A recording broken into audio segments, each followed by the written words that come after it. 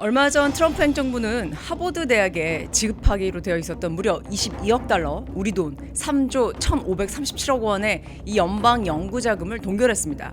그러자 하버드는 트럼프 행정부에 소송을 걸었는데요. 대체 무슨 일일까요? 트럼프 행정부는 무엇 때문에 이 세계 최고의 명문 대학의 연구 자금을 동결시켜 버렸을까요?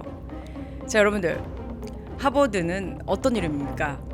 정말 세계 최고의 명문대학? 아니면은 엘리트의 요람? 그런데 누군가한테는 기득권의 상징 그리고 권위의 벽일지도 모른다는 생각을 해보신 적 있나요? 자, 오늘 방송은 트럼프 대통령이 하버드 연구 자금을 동결시킨 이유에 대해서 심층 분석하고자 합니다. 여러분들, 언제나 그렇듯이 사건에 대해서도 오늘 아주 흥미롭고 새로운 시각에서 바라봤습니다. 자, 연구 자금의 가장 큰 동결 이유는요, 하버드 학생들의 가자 전쟁 반대 시위 때문이었습니다. 2024년 봄에 하버드 캠퍼스 한복판에 13개의 텐트가 들었었죠. 학생들은 조용히 앉아서 책을 읽기도 하고 기도하고 침묵 속에서 피켓을 들었습니다.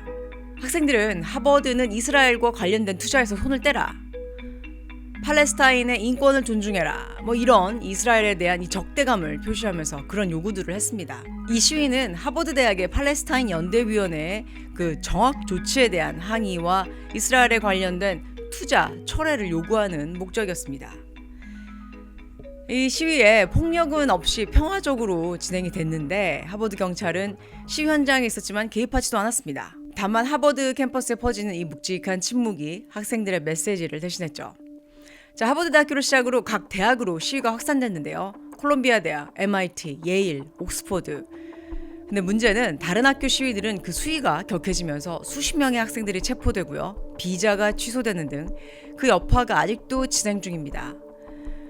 얼마 전 뉴스 나왔는데요. 콜롬비아 대학의 한국인 학생 또한 이 비자가 취소되는 이런 일이 있었죠.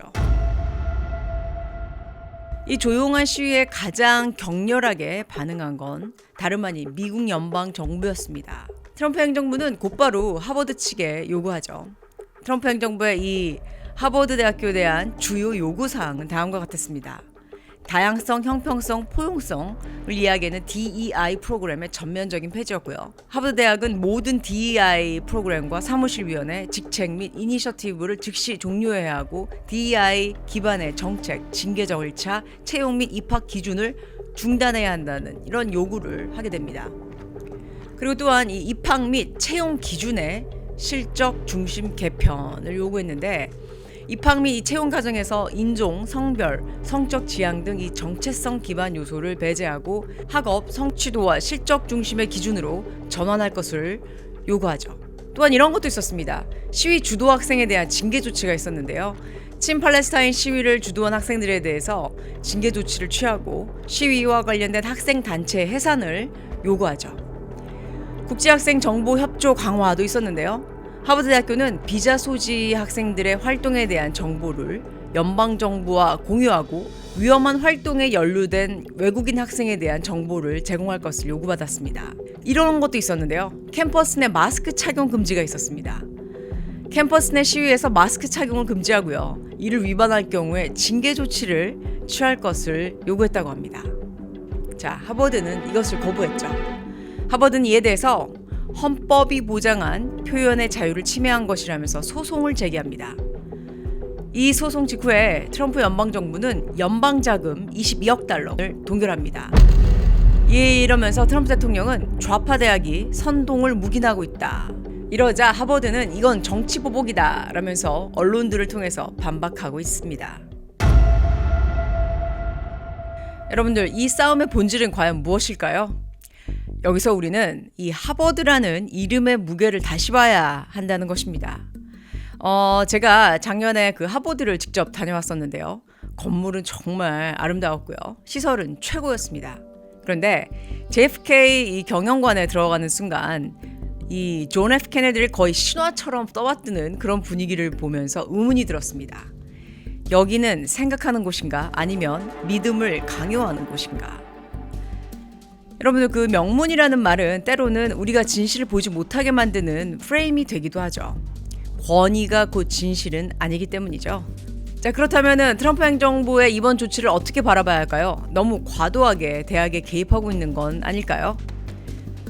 자, 트럼프 행정부는 대학 캠퍼스에서의 시위를 반유대주의로 단정하고요. 정치적 압력으로 자금을 묻고 대학의 자율성을 흔드는 방식을 택한 거였는데요. 여러분들도 잘 아시겠습니다. 이 표현의 자유는 대학의 본질인데요. 그 자유가 무너질 때 우리는 생각하는 인간에서 반응하는 인간으로 전락한다고 생각하는데요. 저는 궁금했습니다. 왜 하버드를 이런 방식으로까지 대학의 자율성에 개입하게 됐을까? 이 착한 학생들의 표현의 자유를 짓밟는 것은 아닌가?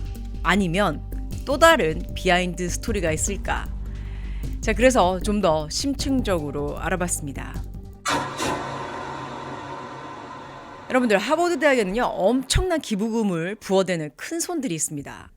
그 중에 첫 번째는 렌 브라바트닉, 유대계 이 억만장자인데요. 하버드 대학교에 최소 2억 7천만 달러를 기부했었는데 2023년 12월 이 캠퍼스 내 반유대주의 대응에 대한 불만으로 기부를 중단하죠. 그리고 아주 큰 기부자 중에 한 명인 존 폴슨, 유대인 어머니를 둔 헤지펀드의 거물이라고 알려졌고요. 트럼프의 경제자문 출신입니다. 이외에도 수십 명의 거대 기부자들이 있는데요. 많은 유태인 갑부들이 있습니다. 학교에 수백억 원을 기부하는 이들은 단순한 후원자가 아니고 대학의 방향을 조건부 지원하는 힘을 가진 존재들입니다. 자, 그렇다면 트럼프 대통령과 이 기부자들 서로 무관할까요? 위에서 언급한 제가 렌 브라바트닉과 존 폴스는 공화당 지지자들로 알려졌고요. 트럼프 선거에 막대한 자금을 지원한 유태인들이었습니다. 렌 브라바트닉은 2015년부터 16년 사이에 공화당 정치인들한테 약 735만 달러, 그러니까 105억 원을 기부했습니다.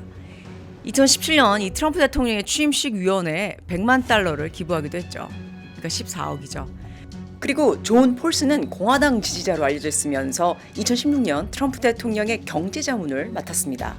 그리고 2024년 4월 자신의 저택에서 트럼프 대통령을 위한 이 모금 행사를 주최하면서 5천만 달러, 그러니까 718억 원 이상의 자금을 모았습니다. 존은 이 하버드 대학교에 4억 달러, 그러니까 5,742억 원을 기부하면서 공과대학이 그의 이름을 따서 하버드 존 A 폴슨 공학 및 응용과학 대학으로 명명이 됐죠. 존의 기부는 하버드 역사상 단일 인물로부터 받은 최대 규모의 개인 기부였다고 알려졌습니다. 여러분들 여기까지만 보셔도 하버드 대학교에 대한 이 트럼프 행정부의 정책 결정에 이 사람들의 영향력이 작용했을 가능성을 배제할 수 있으실까요? 여러분들이 입장을 바꿔서 생각을 해보시면은 내가 엄청난 기부금을 낸 해외 대학에서 우리나라를 배척하는 시위를 한다. 어떠실까요? 내가 엄청난 기부금을 낸 학교가 내 조국을 비판해? 라는 이 분노가 정치 권력과 자본 권력을 함께 움직인 것은 아닐까 하는 그런 생각이 드는 순간이었습니다. 자, 이것은 명백한 권력의 연대가 아닐까 싶은데요. 그리고 그 연대가 지금 대학이라는 공간에 개입하고 있는 것은 아닐까요? 그럼 트럼프 행정부가 위협적으로 본 것은 무엇일까요? 이것은 제 개인적인 말씀인데요. 미국 내 주요 대학들이 반유대주의 정서를 조장하고 있다는 그런 인식을 하고 있습니다. 그리고 대학들이 정체성 이 정치와 좌파 이념에 경도되어 있다는 그런 우려가 있고요. 그리고 무엇보다 보수 지지층의 가치와 정면으로 충돌하는 이 상징적인 장소가 바로 하버드였다는 점을 크게 봤죠. 그러니까 단순한 기부자 보호 차원이 아니고요. 보수 진영의 문화 전쟁이라는 더 큰 전선 속에서 하버드가 핵심 타겟이 된 것이 아닐까 이런 생각이 들었습니다. 자, 그렇다면은 우리는 다시 질문을 해야 될 것 같은데요. 표현의 자유를 위협한 것이 과연 정치인가, 자본인가, 아니면 시대적 이념 전쟁의 한복판에 선 그런 상징물인가? 이런 질문을 던져야 합니다. 하버드와 트럼프 어느 쪽이 더 옳다고 단정 짓기는 어렵습니다. 그러나 분명한 것은 있죠. 표현의 자유를 통제하려 했었던 주체는 누구였는가? 자금이라는 이름 아래 누가 권력을 행사했는가? 이건데요. 자, 이번 사건은 단순히 학생들 시위 때문에 돈을 끄는 게 아니고요. 정치와 교육, 자본, 그리고 권력이 서로 얽히면서 벌어진 아주 복잡한 그런 긴장 상황을 그대로 보여주고 있는 것입니다. 자, 우리는 이런 구조 속에서 이 단순히 편을 가르기보다는 누가 진실을 왜곡하고 누구의 이익이 작동하고 있는지를 바라봐야 하지 않을까요? 여러분들, 지성은 질문에서 시작됩니다. 그리고 그 질문을 멈추지 않을 때 우리는 어떤 선동에도 흔들리지 않는 이런 독립적인 인간이 될 수 있다고 저는 믿는데요. 지난번 방송에서 했던 이 선동의 아버지 에드워드 버네이스 방송 기억하시나요? 이 방송을 통해서 우리는 지성을 가지고 주체적인 사유를 통해서 선동과 조작에 빠지지 말아야 한다고 말씀을 드렸었는데요. 자, 이번 트럼프 대통령의 그 하버드 대학 연구자금 동결 어떻게 보시나요? 여러분들의 귀한 의견 댓글로 기다리겠습니다. 여러분들 오늘 방송 도움 주셨길 바라고요. 도움 주셨다면 구독과 좋아요 잊지 마시기 바랍니다. 다음 방송에서도 더욱 알찬 내용으로 찾아오겠습니다. 시청 감사합니다.